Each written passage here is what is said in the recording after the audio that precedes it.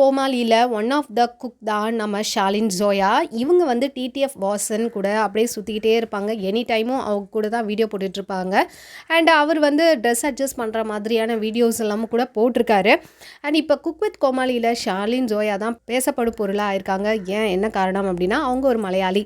ஆக்சுவலாக பார்த்திங்கன்னா லாங்குவேஜ் ப்ராப்ளமாக இருக்குமோ அப்படின்னு பார்த்தா அப்படி இல்லை.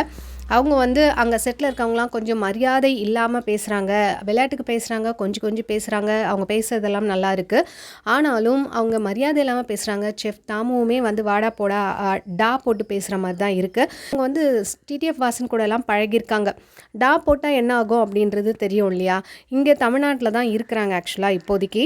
இந்த மாதிரி தங்கதுரையை வந்து பட்டி அப்படின்ற மாதிரிலாம் கெட்ட வார்த்தை சொல்லியிருக்காங்க. அதாவது நாயே அப்படின்ற மாதிரிலாம் சொல்லியிருக்காங்க. இது வந்து ஒரு பெரிய இஷ்யூவாக போயிட்டுருக்கு. எப்படி வந்து இந்த மாதிரி சொல்லுவாங்க? ஒரு மரியாதை இல்லாமல் விளையாட்டுக்காக இருந்தால் கூட ஷோவில் அப்படி சொல்லலாமா அப்படின்ற மாதிரி.